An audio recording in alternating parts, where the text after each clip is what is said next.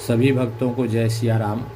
अब हम बालकांड के शेष भाग का यहाँ पर आपको श्रवण करा रहे हैं। प्रभु श्री रामचंद्र जी के नाम की महिमा का, जो कि बहुत ही अपार है। इस कलयुग काल में श्री रामचंद्र जी के नाम, भगवान के नाम ही सबसे बड़ी सर्वोत्तम भक्ति है। और अभी तक आप चैनल को सब्सक्राइब नहीं किए हैं तो सब्सक्राइब कर लीजिएगा, ताकि आप तक यह वीडियो निरंतर पहुंचता रहे और आप इस दौड़ भाग की जीवन में थोड़ा सा समय निकाल करके श्री रामचंद्र जी की भक्ति में आप भी अपना समय दे सकें और आपका परिवार, आपका जीवन, आपका धन्य हो सके। इसी कड़ी को आगे बढ़ाते हुए हम आगे बालकांड में शेष भाग को आपके सामने प्रस्तुत करते हैं। जय सिया राम। नाम प्रसाद शंभु अविनाशी, जानु अमंगल मंगल राशि।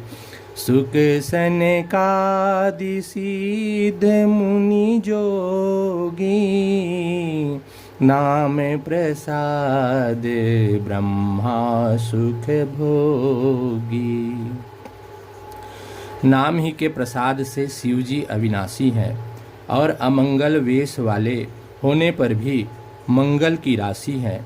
सुखदेव जी और सनकादिक सिद्ध मुनि योगी गण नाम के ही प्रसाद से ब्रह्मानंद को भोगते हैं।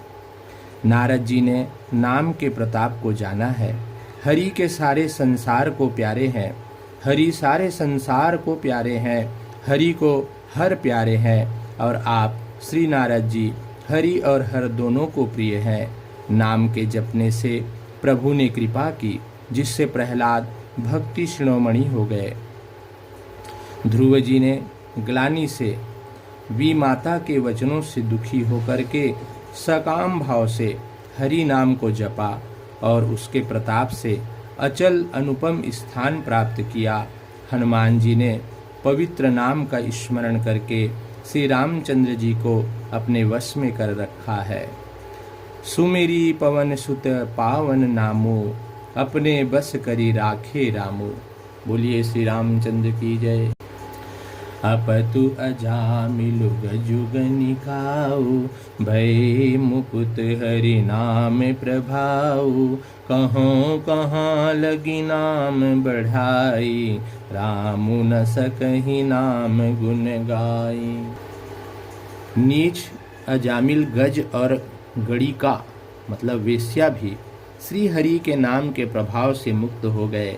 मैं नाम की बढ़ाई कहता कहाँ तक कहूँ, राम भी नाम के गुणों को नहीं गा सकते। नाम राम को कल्पतरु, कलि कल्याण निवासु। जो सुमिरत भयो भांगते, तुलसी तुलसी दासु। कलयुग में राम का नाम कल्पतरु, मन चाहा पदार्थ देने वाला, और कल्याण का निवास मतलब मुक्ति का घर है, जिसको स्मरण करने से भांग सा तुलसीदास तुलसी के समान पवित्र हो गया। केवल कलयुग की ही बात नहीं है, चारों युगों में, तीनों कालों में और तीनों लोकों में नाम को जप कर जीव शोक रहित हुए हैं।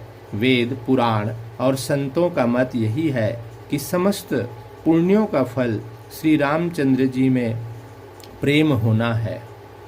पहले युग में जब सतयुग था तो पहले युग में ध्यान से, और दूसरा त्रेता युग में ज्ञान से, और द्वापर में पूजन से भगवान प्रसन्न होते हैं। परंतु कलयुग केवल पाप की जड़ और मलिन है। इसमें मनुष्यों का मन पाप रूपी समुद्र में मछली बना हुआ है, अर्थात पाप से कभी अलग होना ही नहीं चाहता। इससे ध्यान, यज्ञ और पूजन नहीं बन सकते हैं। ध्यान प्रथम जुग मख विधि दूजे, द्वापर परितोषत प्रभु पूंजे। कलि केवल मल मूल मलीना, पाप पयो निधि जन मन मीना। ऐसे कराल कलयुग के काल में तो नाम ही कल्प वृक्ष है, जो स्मरण करते ही संसार के सब जंजालों को नाश कर देने वाला है। कलयुग में यह राम नाम मनोवांछित फल देने वाला है, परलोक का परम हितैषी और इस लोक का माता पिता है। अर्थात परलोक में भगवान का परम धाम देता है और इस लोक में माता पिता के समान सब प्रकार से पालन और रक्षण करता है। जय सिया राम। कलयुग में न कर्म है, न भक्ति है और न ज्ञान ही है। राम नाम ही एक आधार है। कपट की खान कलयुग रूपी काल नेमी के मारने के लिए राम नाम ही बुद्धिमान और समर्थ हनुमान जी हैं। राम नाम नर केर केसरी, कनक सीपु कलिकाल, जापक जन प्रहलाद जिमी, पालिहि दली सुरसाल। राम नाम श्री नृसिंह भगवान है। कलयुग हिरण्यकश्यपु है और जप करने वाले जन प्रहलाद के समान है। यह राम नाम देवताओं के शत्रु को मार कर जप करने वालों की रक्षा करेगा। अच्छे भाव का मतलब है सबसे प्रेम रखें।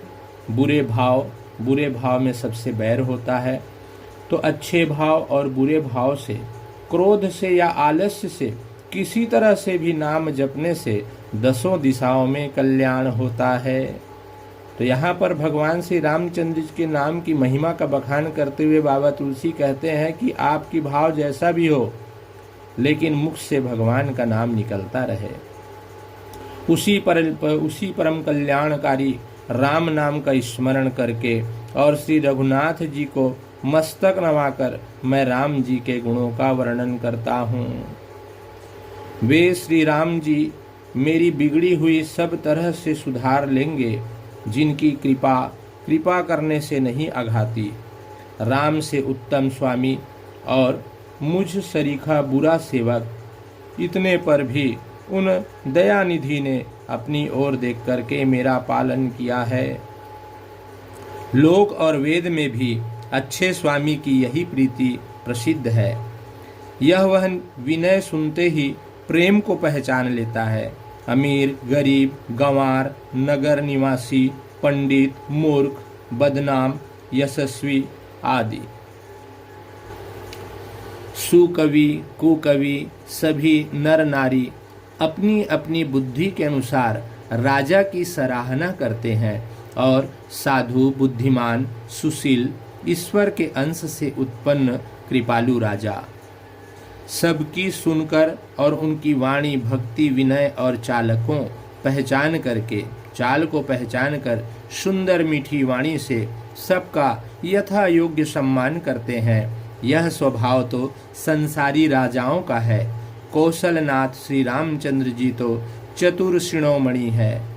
श्री राम जी तो विशुद्ध प्रेम से ही रिझते हैं, पर जगत में मुझसे बढ़कर मूर्ख और मलिन बुद्धि और कौन होगा।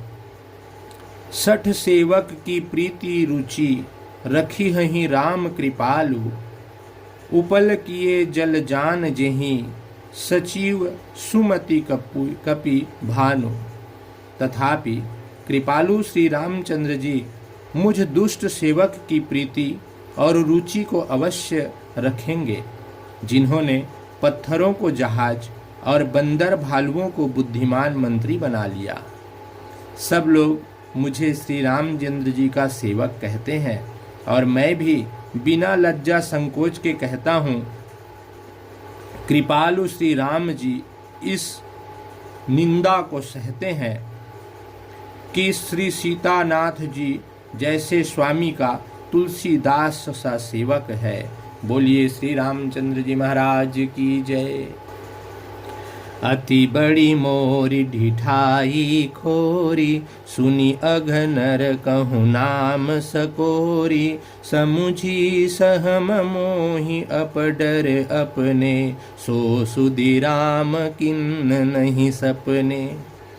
यह मेरी बहुत बड़ी ढिठाई और दोष है। मेरे पाप को सुनकर नरक ने भी नाक सिकोड़ ली है अर्थात नरक में भी मेरे लिए कोई ठिकाना नहीं है। यह समझकर मुझे अपने ही कल्पित डर से डर हो रहा है, किंतु भगवान श्री रामचंद्र जी ने तो स्वप्न में भी इस पर, मतलब मेरी इस ढिठाई और दोष पर ध्यान नहीं दिया।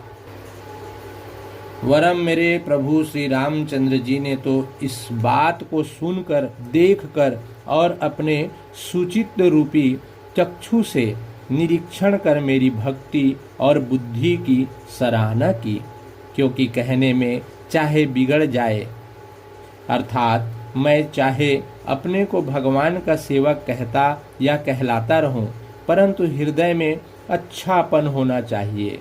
हृदय में तो अपने को उनका सेवक बनने योग्य नहीं मानकर पापी और दीन ही मानता हूँ।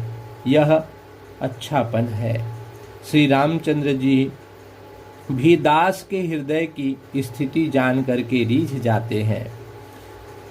प्रभु के चित्त में अपने भक्तों की हुई भूल चूक याद नहीं रहती, वे उसे भूल जाते हैं और उनके हृदय को 100 बार याद रखते हैं। जिस पाप के कारण उन्होंने बाली को व्याध की तरह मारा था, वैसे ही कुचाल फिर सुग्रीव ने चली